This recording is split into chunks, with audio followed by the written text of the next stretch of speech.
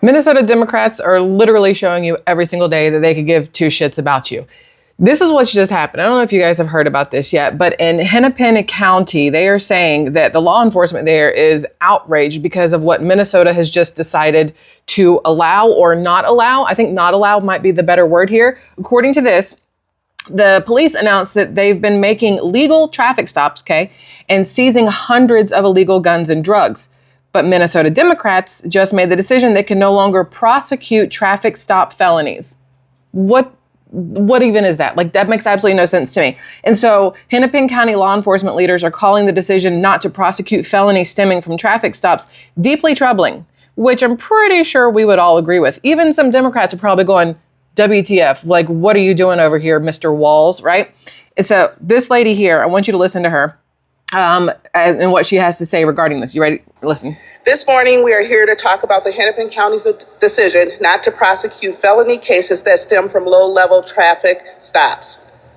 Lawful traffic stops are routinely led to the removal of illegally possessed guns, narcotics, and other serious threats from our streets. Again, lawful traffic stops. Lawful, legal traffic stops. Just this year, our deputies and detectives have seized 377 illegally possessed guns. That's a lot of effing Nearly guns. half, 47% of those illegally possessed guns we've confiscated are from traffic stops. That's 175 guns just this year that were found during traffic stops. This policy will embolden criminals. We see it every day in traffic stops where people who are committing criminal activities in our community say, we're not supposed to chase them. We're not supposed to pull them over. The criminals are paying attention, people. It will worsen the Hennepin County's already serious accountability problem. Guess who's about to move out? And it will put more lives at risk. At a minimum, these stops offer an opportunity to educate drivers about the law. When they do result in the seizure of illegal guns and contraband, it serves as crime prevention tool as well. Listen, it is crazy to me that. Okay, so let's look at it this way. What's crazy to me is that Democrats are the ones who want to take away your gun rights, right? But then they don't want to prosecute people who illegally have the guns. I don't understand. It feels right, like that feels wrong. But wait, there's more. It gets way better because you have Minnesota Democrats that are, trash, obviously.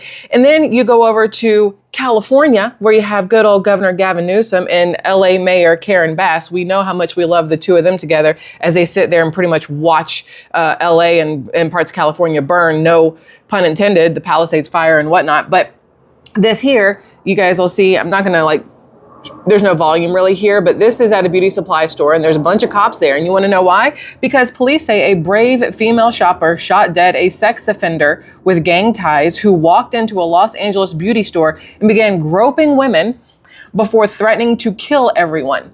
Now, here's the thing. If Karen Bass, the current mayor of LA, would do her job and protect law-abiding residents, then the Second Amendment will. This is what's crazy to me. You have the Democrats telling you daily that they don't care about your safety at all, not in the least. When you have Minnesota going, we're just going to let the felonies ride. It'll be fine. Let them keep their illegal guns or whatever else. And then you have LA where they don't want you to have gun rights. They don't want you to have anything. But you have people out there who understand their Second Amendment rights and know how to carry and know how to use. And thankfully, you had the female shopper there that did her part to keep these other women safe, right? It's crazy to me that this is where we are and how we're living. And it all depends on where you live, honestly, not even just the state, but the county, the city, everything. Then on top of that, you have good old Pritzker in Illinois. Every time I say his name, I think of him and I picture, I've told you this before, the penguin from Batman, because that's exactly what it looks like to me. Even the facial, everything, the shape of him, the way he wears his belt with his pants, everything looks like the penguin to me. But anyway, so this is breaking news. An illegal alien from Venezuela, which seems to be how a lot of stories start lately. An illegal alien from Venezuela being harbored by Governor Pritzker, because you know how he will not deport illegals, and he's fighting President Trump and he's fighting ICE and he's fighting everybody because he'd rather keep them all in his state than let them be taken back where they belong since they're here illegally. He said this Venezuelan was just arrested for committing four home invasion rapes. Okay, has been arrested 5 times since June while on pretrial release under J.B. Pritzker's cashless bail system, and then shielded from ICE deportation. So it's just the Democrats once again, and I hate to say it, like it always feels wrong to me to, pick a side, although it's pretty obvious what side actually cares about the people and what side doesn't. When you're harboring, I don't even want to say illegal immigrants, you're harboring criminals, like purposefully harboring criminals. How can you expect people want to live in your cities, to visit your cities when they know how unsafe it is? When you have in Minnesota, knowing that people are just driving around breaking laws and, riding around with guns illegally, and they could be felons, they could be, released on jail for the 50th time while carrying around some weapon that could kill you. It doesn't make you feel safe. It does not make you want to go there. But wait, once again, there's more. Let's see if this is the right one.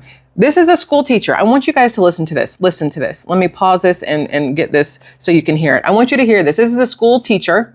Okay. School teacher teaches your child, somebody else's child, at an anti-ICE protest, warns federal agents that they're not the only ones with guns. And I'd like you to notice the people around him, what they all seem to have in common. Don't forget where you're standing. Listen. This is South Central Los Angeles. LA, of course. They are not the only ones with guns in this city. They're not the only ones, and don't forget that. And I don't say that because we're calling for. That sounds like a call to violence to me. I don't know about y'all, but when I hear an angry man at a microphone yelling at a bunch of other angry people because they all look like they could possibly be deported at some point, that's obviously that is me profiling because they're all Hispanic, but you just never know.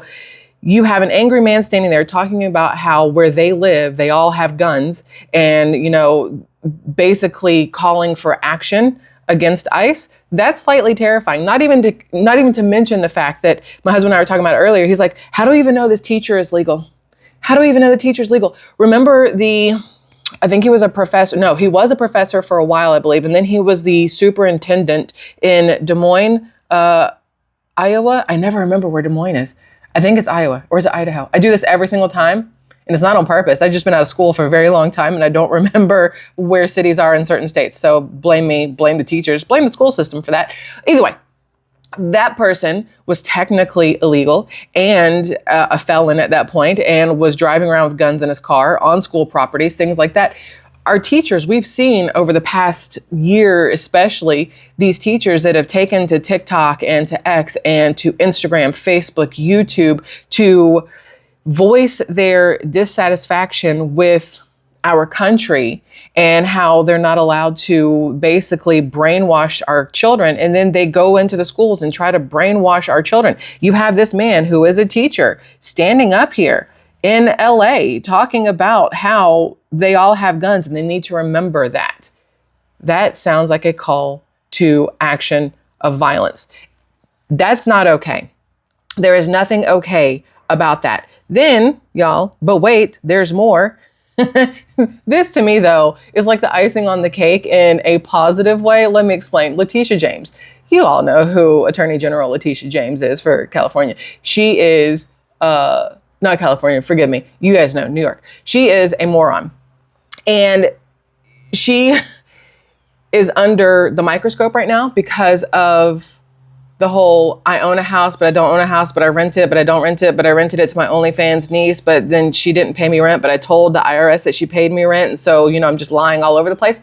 That's what Letitia James is going through right now. But she has decided that she will be creating a new online system for people to submit photos and videos of ICE agents and raids. I want you to just hear this. This is Fox News brought this out and have talking about it. Listen. James announcing a new portal where residents can send photos and videos of ICE operations.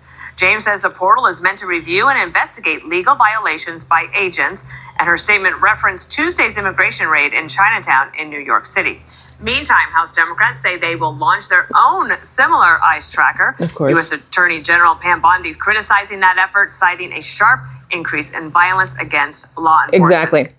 Number one, what they're doing, it still boggles my mind that they're trying to, especially Gavin Newsom and Karen Bass, but mainly Gavin Newsom. Obviously, he's the governor of California.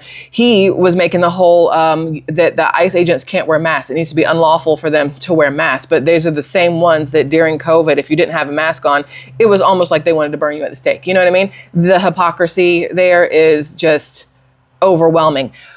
But I don't think Letitia James understands that what she is doing is going to backfire. She's thinking that all these pissy Democrats are going to upload videos of ICE agents and raids and whatever else, and people are going to be up in arms about it. But what she doesn't realize is that a lot of people are going to go watch those for the satisfaction and enjoyment of seeing the American people doing the right thing. I know people don't like to hear this, but if you have broken into this country illegally, you have broken a law. The same people that want to harbor people that should be deported back to where they belong are the same ones who lock their doors at night and lock their car doors. If you were so okay with people just taking over where they shouldn't be, you'd leave all your doors open. You wouldn't worry about it. Invite everybody in. You can't have it both ways, right? There are plenty of people who are here legally, millions of people here legally, who did it the right way, who were seeking asylum and went through the right channels to get there, who were trying to get a green card, went through the right channels to get there. Those people should be more pissed off than anybody about what's been going on with all of the illegal immigration issues, because they did it right and they weren't given the same, I don't want to say like protection, but that might be the right word, as these other ones who are doing everything wrong and getting covered for it, like in Illinois. But it doesn't make sense to me. It's never going to make sense to me. A law is a law, and if you break it, you have broken the law, and there should be consequences for your action, no matter what that law is or who you are as the person. Breaking into this country illegally is breaking a law, and you should be dealt with accordingly. But either way, Letitia James, go ahead and make that app, boo-boo. Please understand that what you're trying to do by having people upload videos, and I know it's supposed to, scare the ICE agents that they don't want to upload, they don't want to do this anymore because they're going to be in harm's way, which is in and of itself should get Letitia James in some sort of trouble for trying to incite violence against ICE agents.